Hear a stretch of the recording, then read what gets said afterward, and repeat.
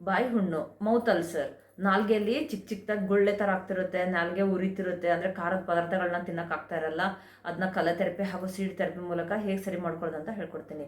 ನಮಸ್ತೆ, ನಾನು ನೇಷಾ, acupressure healer. ನೋಡಿ, ಈ ಡಾರ್ಕ್ ಗ್ರೀನ್ ಕಲರ್ ಥೆರಪಿಯಲ್ಲಿ ಡಾರ್ಕ್ ಗ್ರೀನ್ ಕಲರ್ನ ನಮ್ದಿಲ್ಲಿ ಸ್ಟಮಕ್ ರಿಫ್ಲೆಕ್ಸ್ ಬರುತ್ತೆ. ಈ ಸ್ಟಮಕ್ ರಿಫ್ಲೆಕ್ಸ್ ಮೇಲೆ ಈ ರೀತಿ ಡಾರ್ಕ್ ಗ್ರೀನ್ ಕಲರ್ ಹಾಕಬೇಕು. ನೋಡಿ, ಈ ರೀತಿ ಹಾಕಿ ಎರಡು ಕೈಯಲ್ಲೂ ಹಾಕಬೇಕು. ಈ ರೀತಿ ಡಾರ್ಕ್ ಗ್ರೀನ್ ಕಲರ್ ನ್ಯೂಮರಾಲಜಿ ಆದರೆ ನಂಬರ್ 4 ಅಂತ ಬರೀಬೇಕು. ಹೀಗೆ ನಂಬರ್ 4 ಅಂತ ಬರೆದ್ರೆ ಡೈಲಿ 4 to 5 hours ಬರೀಬೇಕು. ಜೊತೆಗೆ ಇಲ್ಲಿ ಆಯುರ್ವೇದಿಕ್ ಅಕ್ಯುಪ್ರೆಷರ್ ಪ್ರಕಾರ ಇಲ್ಲಿ ಸ್ಟಮಕ್ ರಿಫ್ಲೆಕ್ಸ್ ಬರುತ್ತೆ, ಸ್ಟಮಕ್ ಜಾಯಿಂಟ್ ಬರುತ್ತೆ. ಇಲ್ಲಿ ಕೂಡ ನೀವು ಈ ರೀತಿ ಡಾರ್ಕ್ ಗ್ರೀನ್ ಹಾಕ್ಬೋದು. ಎಲ್ಲಾದರೂ ಒಂದು ಕಡೆ ಹಾಕಿ, ಇಲ್ಲಿ ಡಾರ್ಕ್ ಗ್ರೀನ್ ಕಲರ್ ಹಾಕಿ, ಇಲ್ಲಿದ್ರೆ ಇಲ್ಲಿ ಕೂಡ ನೀವು ಡಾರ್ಕ್ ಗ್ರೀನ್ ಕಲರ್ ಹಾಕ್ಬೋದು.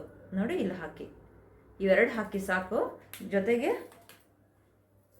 ಸೀಡ್ ಥೆರಪಿಯಲ್ಲಿ ಈ ಮೆಂತೆ ಕಾಳನ್ನ ಈ ರೀತಿ ಅಂಟಿಸ್ಕೊಳ್ಬೇಕು. ನಾವಿಲ್ಲಿ ಸ್ಟಮಕ್ ಜಾಯಿಂಟಿಗೆ ಈ ರೀತಿ ಅಂಟಿಸಿ, ನೋಡಿ, ಹೀಗೆ ಈ ರೀತಿ ಅಂಟಿಸ್ಕೊಳ್ಬೇಕು. ಸ್ಟಮಕ್ ರಿಫ್ಲೆಕ್ಸ್ ಮೇಲೆ ಈ ರೀತಿ ಮೆಂತೆ ಕಾಳನ್ನ ನೈಟ್ ಹಾಕಬೇಕು, ಬೆಳಗ್ಗೆ ತೆಗೆದು ಬಿಡಬೇಕು.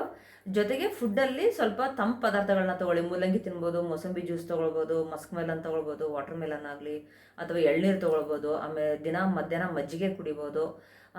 ಸ್ಪೈಸಿ ಪದಾರ್ಥಗಳನ್ನ ಹಾಗೂ ಮಸಾಲೆ ಪದಾರ್ಥಗಳನ್ನ ಅವಾಯ್ಡ್ ಮಾಡಿ.